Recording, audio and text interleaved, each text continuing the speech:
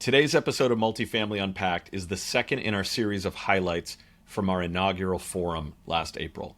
We're looking back at the do's and don'ts of multifamily centralization from companies who have actually already done it. There's a ton of great insights from this panel. We had trouble selecting just what to include. But today you'll hear best practices, you'll understand and avoid some of the roadblocks that these companies went through, and how to get started on your own. The panel included Kristy Simonette, SVP of Strategic Services and CIO of Camden Property Trust, Jessica Anderson, the SVP of Operations with Essex Property Trust, Jamie Gorski, the former Chief Experience Officer of Windsor Communities, and Christine Williams, the VP of Operations and Admin with QuadReal Residential. Enjoy.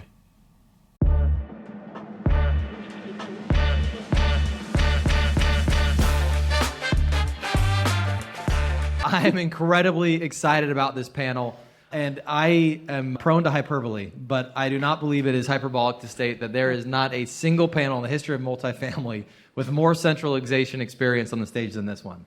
So I am thrilled for you all to learn from these phenomenal leaders who I have learned so much from.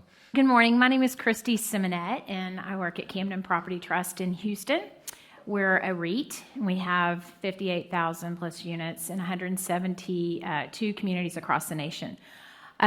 Our story about centralization begins really in 2021 based on three things, if you will. The first one is we deployed smart access so that we could handle self-guided tours more efficiently because we wanted to be where our customers are and service them in the manner they want to be serviced. And then we deployed the Funnel Suite CRM and VLA. We had this really ugly realization that we had a necessity. There just weren't people out there to fill our positions. We determined quickly, because of smart access and because of Funnel, that we were ripe for centralization. And so it really began as a grassroots effort, and the Funnel CRM was the really thing that tipped the scale. And we had a Dynamo leasing consultant in the Virginia area, and she figured out very quickly, look, I can open up my book of business and my inventory of things I can lease. And so I'm not just dedicated to 350 units. Now I have access to 1,200 units because I have 3 properties right around me. And because of Funnel CRM, I'm able to access that inventory, service people, coordinate self-guided tours. So it just became this very organic movement at Camden, which is a nice change. It wasn't top down, so we had people that were selling it and evangelizing for us.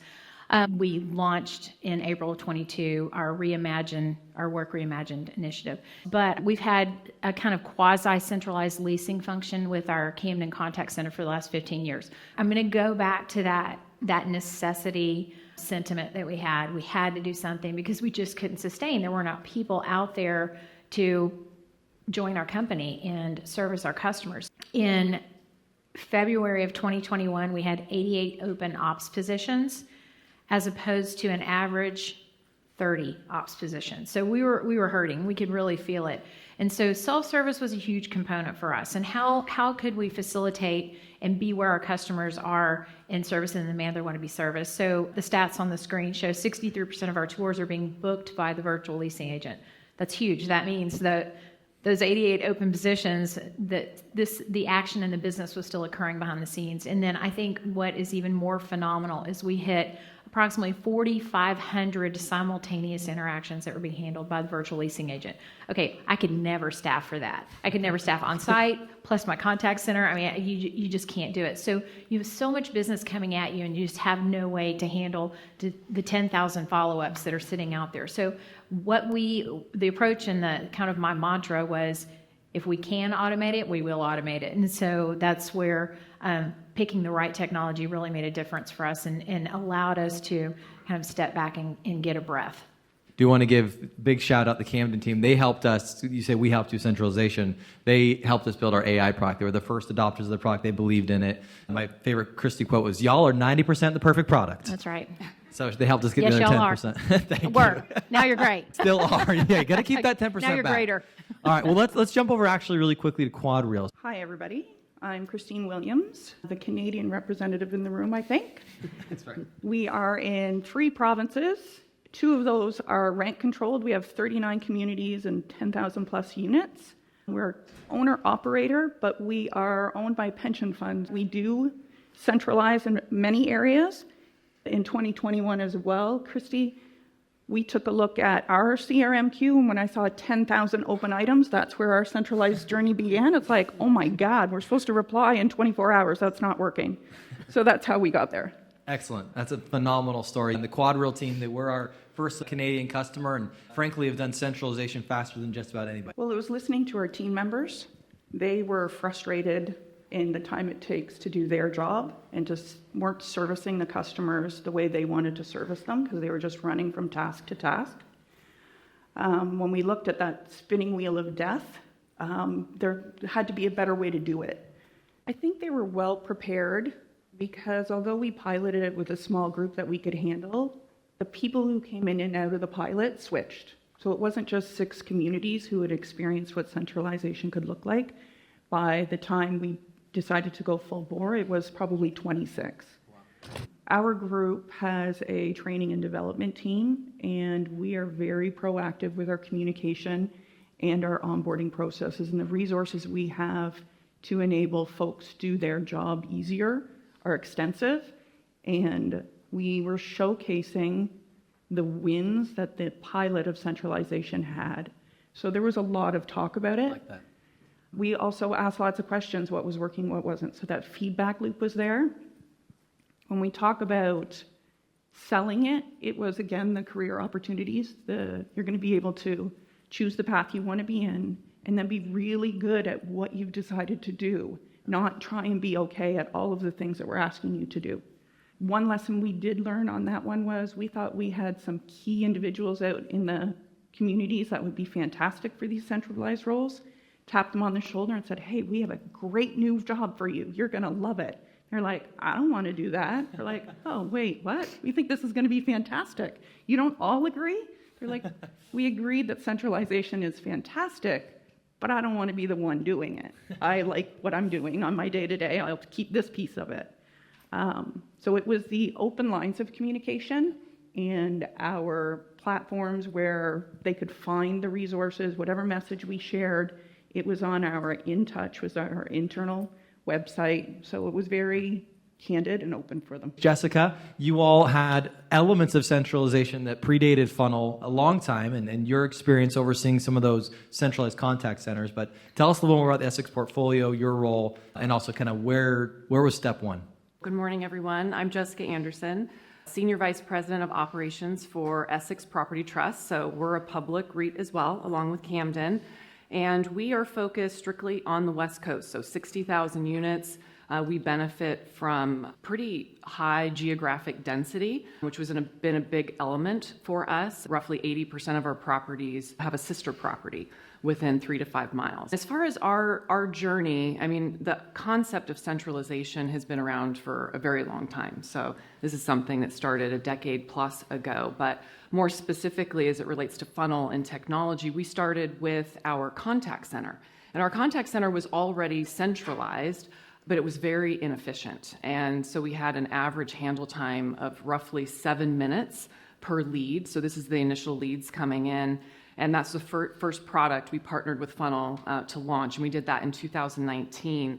We were able to cut our handle time down to like 5 minutes or so, which I know doesn't seem like a lot, but when you're shaving 2 minutes off, it's a significant reduction on a percentage basis. And we have roughly 50,000 leads or so a month. So this adds up to real head count that you're dedicating essentially to inefficiency.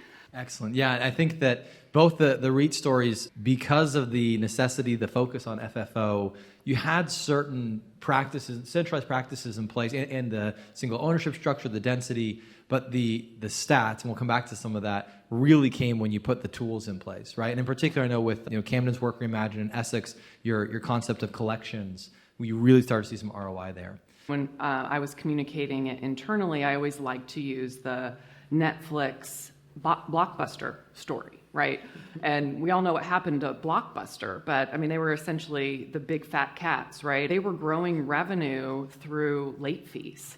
And Netflix came along and said, hey, you want to try something different? And they were like, no, we're good, we're in great shape, and within years, I mean, they were completely gone. But our industry is no different, and so we thought about it from an adaptation mindset, but also being a public REIT, survival. I mean, that might seem extreme, but when you go back to the early 1990s when there was just a proliferation of REIT IPOs, there was 40-some companies out there. And today there's less than 10 multifamily notable big REITs. And it's not going to stop there. Fast forward 10 years and that number is going to be even smaller. And so we're thinking about it at Essex. It's like, all right, how do we make sure we're still here 5 years, 10 years? If we're down to 3 or 4 big REITs, how do we make sure we're one of them?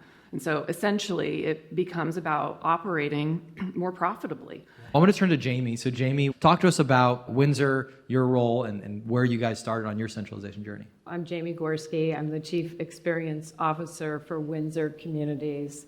We are in the midst of a significant reinvention, which we do call Windsor 2025. We really did it organically. Well, certainly we thought that if we invested in our people, processes, and technology, that our associates and customers and investors would thrive. We thought it would be a better environment.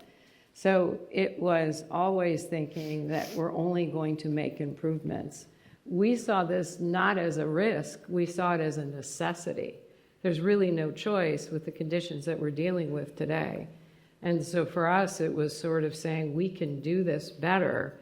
And I love, just as you said, we certainly have learned from others. So it was great to be able to see lessons you already learned and for us to take that, but adapt it to what our company goals are, our mission was, which is we provide homes where people are truly cared for, and then also look at how do we make our associates' lives better. So this is just, I think for any of you that are nervous about this, I think you take that big gulp and you make it happen. Because this is the time that you can really change your business for the better. And we are in the midst of this journey, so we haven't even put in place all of our clusters. We were going to have a regional leasing coordinator for each cluster. We're just putting the regional leasing coordinators out there. We know what those clusters approximately will be. We're waiting for that to happen either by acquiring properties or employees leave, those sort of things, and then they will form. But that regional leasing coordinator position is really helping us already with providing a better leasing process.